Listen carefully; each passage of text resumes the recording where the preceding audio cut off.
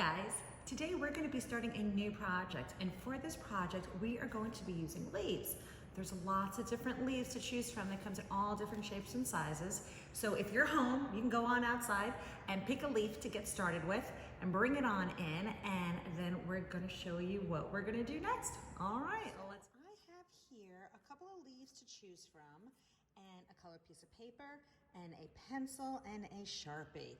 And the first thing I'm going to do is pick out one of these leaves to use. I think I'm going to choose this one because it has a fun shape to it, and it will be neat to look at the lines around the shapes of this leaf. But you can pick any kind of leaf that you want. And now what I'm going to do is I'm going to look real closely at this leaf, and I can see that there is a line that starts with the stem of the leaf and goes all the way up through the middle there, and that's called the primary vein. That's usually the biggest line on a leaf. We're going to be looking at all these different lines on here. So on my paper, I'm going to start by looking at the outline, the outside shape of this leaf, and then I'm going to start with that primary vein. Now, when I draw this on the paper today, it's going to become abstract. Abstract means I'm going to make it big and I'm going to stretch it out a little bit, so it's not going to look like a leaf. I'm just using the leaf as my starting point, but it's okay that it's not going to look like this leaf for very long. So I'm going to start maybe with the stem down at the bottom there, and I'm going to make it run off of the page. And instead of just doing one line there, I'm going to have it be 2 lines. Now I'm going to just actually take the top of this and I'm going to run it up to all the way to the top of the page there. And now I'm going to start and look at the line that starts to form at the bottom part of this leaf. And I'm going to come, you could go anywhere. I'm going to come about down here, and I see how the line of this leaf is a little bumpy. So I'm going to make that look a little bumpy.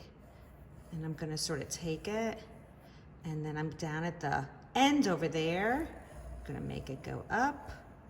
And I see it sort of goes diagonal over there. Look at all the different lines and shapes. And I'm just going to take that off of the page.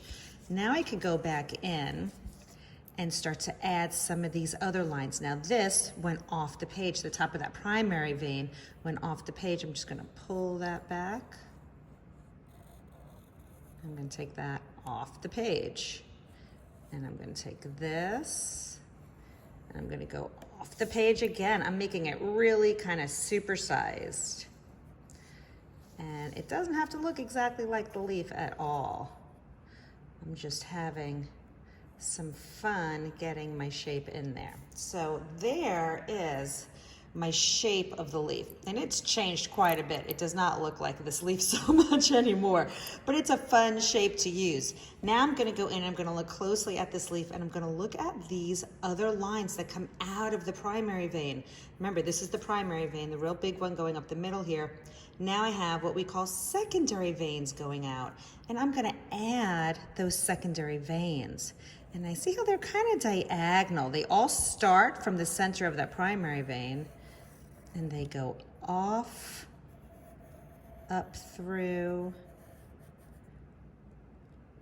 out to the sides of the leaf. So I'm just sort of taking these lines, these secondary vein lines, and I'm adding some. Now I've got those secondary vein lines. We can see there's some teeny lines now that come off of the secondary vein lines. And those are called the tertiary veins. Just like with color, we've got our primary is the big one, then our secondary, and now our tertiary. So these are the little lines that come out.